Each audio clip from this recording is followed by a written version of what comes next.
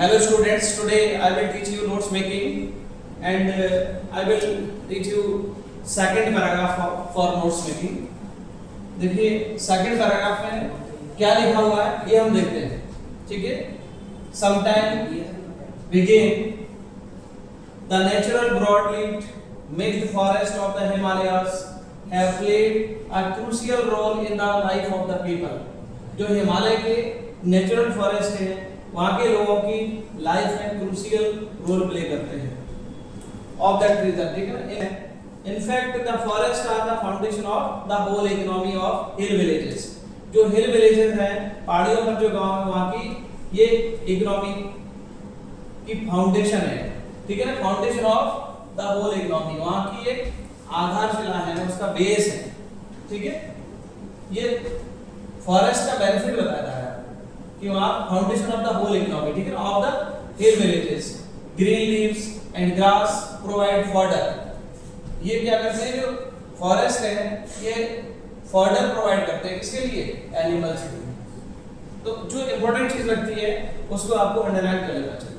Paper में जैसे exam आप देंगे ना तो उसको अंडरलाइन करना चाहिए। Provide fodder for the animals. Fodder means क्या होता है, चारा होता है जो पशु खाते हैं ना, घास वगैरह। whose dung is used as fertilizer, dry twigs and branches are the only source of domestic cooking fuel। और ये क्या प्रोवाइड करते हैं, डोमेस्टिक कुकिंग फ्यूल प्रोवाइड करते हैं। क्या प्रोवाइड करते हैं, डोमेस्टिक कुकिंग फ्यूल। ये डोमेस्टिक कुकिंग फ्यूल क्या होता है, जैसे घर में हम खाना बनाते हैं तो लकड़ी से बना लेते हैं, गांव में देखा होगा। तो ऐसी वहां से लकड़ी मिल जाती है, क्या मिल जाता है, ड्राई ट्विग्स मिल जाती है, ब्रांचेस मिल जाती है ट्रीज की, है ना, उससे वो अपना खाना बना लेते हैं। तो डोमेस्टिक कुकिंग फ्यूल के लिए यूज होता है। The forest also provide large supplies of fruits, edible nuts, fibres and herbs. और ये हमको क्या प्रोवाइड करते हैं, provide large supplies of fruits, edible nuts, fibres. ये क्या क्या प्रोवाइड करते हैं, शॉर्ट में लिख देंगे, provide fruits, edible nuts, fibres, ये लिख देंगे। फॉर लोकल कंजप्शन, और हर्ब्स प्रोवाइड करते हैं किसके लिए, लोकल कंजप्शन के लिए। लोकल कंजप्शन का मतलब वहां लोकेलिटी में जो लोग रहते हैं उनके लिए। The forest break the flow of the seasonal rainfall.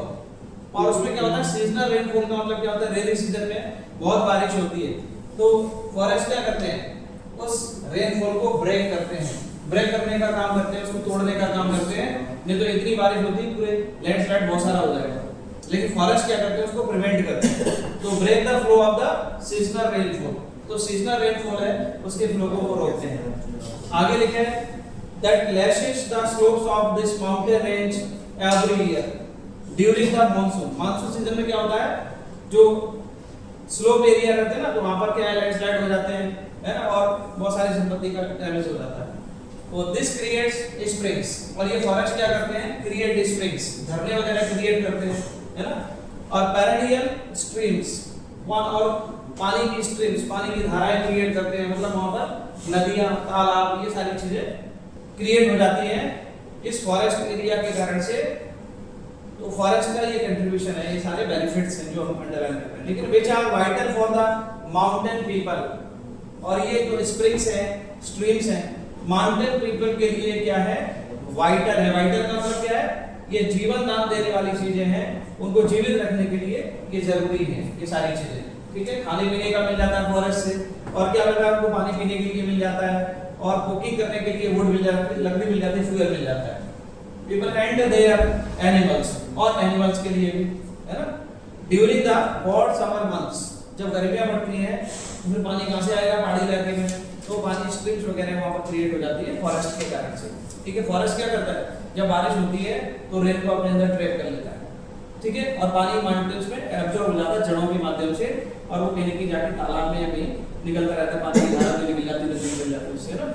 अब क्वेश्चन क्या लिखा है, read the paragraph, give suitable title and make notes using abbreviations.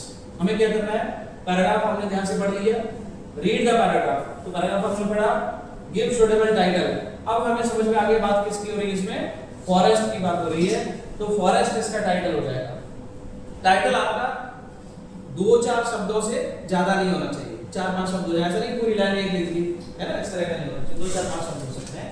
And make notes using abbreviations, title देना है, नोट्स बनाना है, एब्रिविएशंस का यूज करना है। एब्रिविएशंस का मतलब क्या होता है, शॉर्ट फॉर्म्स का यूज करना है, ठीक है। अब इसके हम नोट्स बनाएंगे, टाइटल लिखते हैं, किस प्रकार से लिखा जाता है, कैसे एब्रिविएशंस लिखे जाते हैं वो देखते हैं। टाइटल है, ठीक है। टाइटल क्या होना चाहिए, फॉरेस्ट अ नेचुरल वेल्थ, प्राकृतिक संपत्ति है। कुछ नहीं समझ में आ रहा, अकेला फॉरेस्ट लिख दो तो भी टाइटल, ठीक है। Importance of forest, benefits of forest, लेकिन बेनिफिट्स मेन टाइटल नहीं, बेनिफिट्स हम नीचे लिखेंगे क्योंकि सारे बेनिफिट्स बताए गए, इसलिए हमने क्या लिखा, फॉरेस्ट अ नेचुरल वेल्थ, एक प्राकृतिक संपदा, ठीक है। अब इसमें नेक्स्ट हेडिंग डाल लीजिए आप नोट्स। नोट्स में पहला फर्स्ट एक हेडिंग देंगे, फिर उसके अंदर क्या लिखेंगे, पॉइंट्स लिखेंगे। ये तो मेन हेडिंग हो गई। अब जो हम लिख रहे हैं वो सब हेडिंग है और उसके अंदर फिर क्या लिखेंगे, पॉइंट्स लिखेंगे। इसको बोलते हैं टॉपिकलाइजिंग मेथड, टॉपिकलाइजिंग, टॉपिक्स लिखते हैं, ठीक है ना। तो अभी ये मेन हेडिंग, टाइटल, अब लिखेंगे हम सब हेडिंग। सब हेडिंग क्या है, बेनिफिट्स ऑफ फॉरेस्ट। अब इसमें हमने फर्स्ट हेडिंग डाली है, इसमें हम करेंगे 1.1, 1.2, 1.3, जो भी आपके बेनिफिट्स हैं वो सारे लिखते जाएंगे, ठीक है। 1.1 फर्स्ट है इसमें foundation of the economy, foundation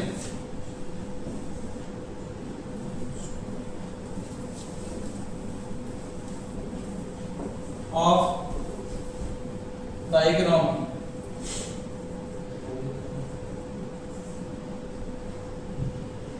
of hill villages, villages.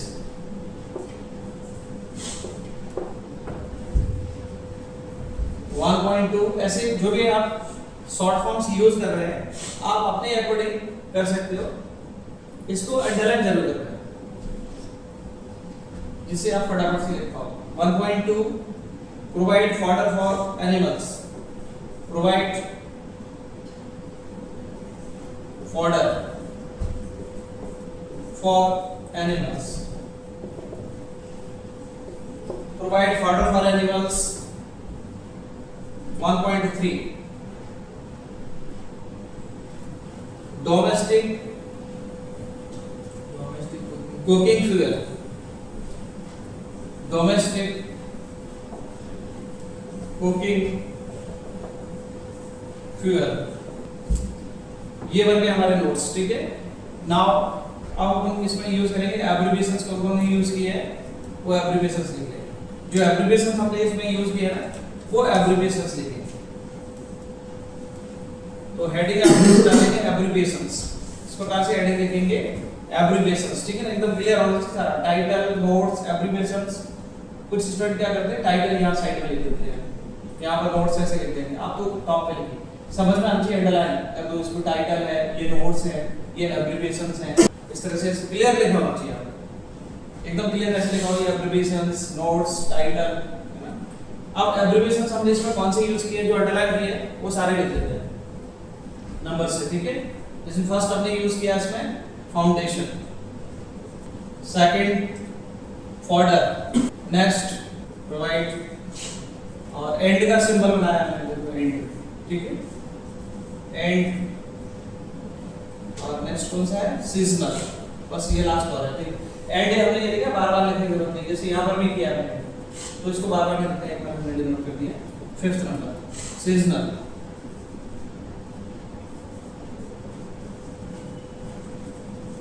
ठीक है। ये हमारे एब्रिविएशंस हो गए। हमने क्या किया, नंबर वाइज लिख लिया। फाउंडेशन, जो स्पेलिंग यहाँ रियल स्पेलिंग हमने जो लिखी है वो इसमें एब्रिविएशन जो यूज किए वो लिख दी, और इसका जो कंप्लीट स्पेलिंग है वो साइड में हमने लिख दिया, स्पेस शो कर देना है। जो जो आपने यूज किए सारे यूज करो, और ये एब्रिविएशंस आपको 4-5 ही यूज करना चाहिए, 6 कर लो, इससे ज्यादा नहीं करना, ठीक है। टाइटल आपका 4-5 शब्दों में होना चाहिए, इससे बड़ा नहीं होना चाहिए। नोट्स आपको टॉपिकलाइजिंग मेथड से ऐसे ही बनाना है। आपने ये यहाँ पर लिखा बेनिफिट्स ऑफ फॉरेस्ट, ये आपने सब हेडिंग दी इसकी, हो सकता है यहाँ पर कोई दूसरी हेडिंग भी बन जाती है ना, कोई डिसएडवांटेज होते हैं किसी चीज के, तो आप लिख देते हैं यहाँ पर डिसएडवांटेजेस ऑफ, है ना। तीसरी हेडिंग कुछ और बन जाती है, तो उसमें क्या करते हैं आप, दूसरी हेडिंग बनती है 2.1 2.2 2.3, तीसरी बनती 3.1 3.2 3.3, इस तरह से आप यूज करते हैं। तो इस प्रकार से आप नोट्स बनाइए। और इसमें मार्क की स्कीम क्या रहती है इसकी, टाइटल रीजन तो आपको 1 नंबर मिल जाता है, नोट्स बनाएंगे अगर 5 नंबर का क्वेश्चन है तो 3 मार्क्स आपको नोट्स के मिल जाएंगे और 1 नंबर आपका एब्रिविएशंस का मिल जाएगा। चाहे आपको एब्रिविएशंस एग्जाम में पूछा जाए या नहीं पूछा जाए, ये इसका पार्ट है नोट्स बनाने का। आपको लिखा होगा इसमें टाइटल और नोट्स बनाइए, बट आपको एब्रिविएशंस भी लिखना है, ठीक है।